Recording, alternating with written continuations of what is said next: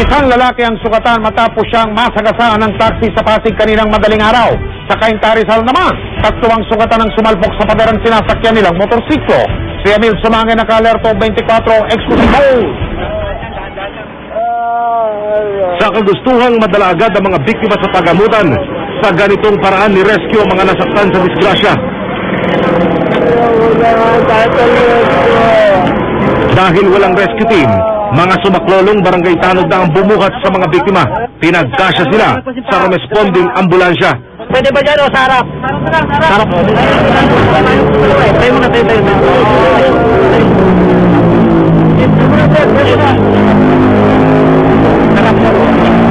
Dinala sila sa Amang Rodriguez Hospital at doon ngayon inoobserbahan.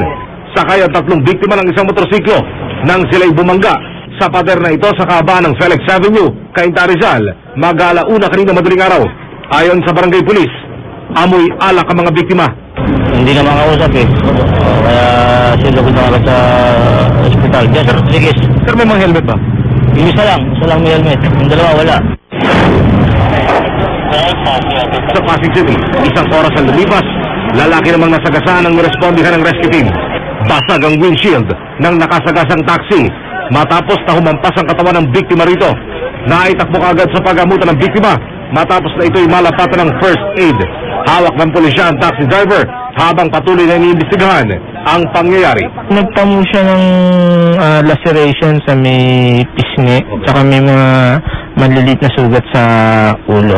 Until now, under observation pa rin yung pasyente. Emil Sumangin, naka-alerto 24.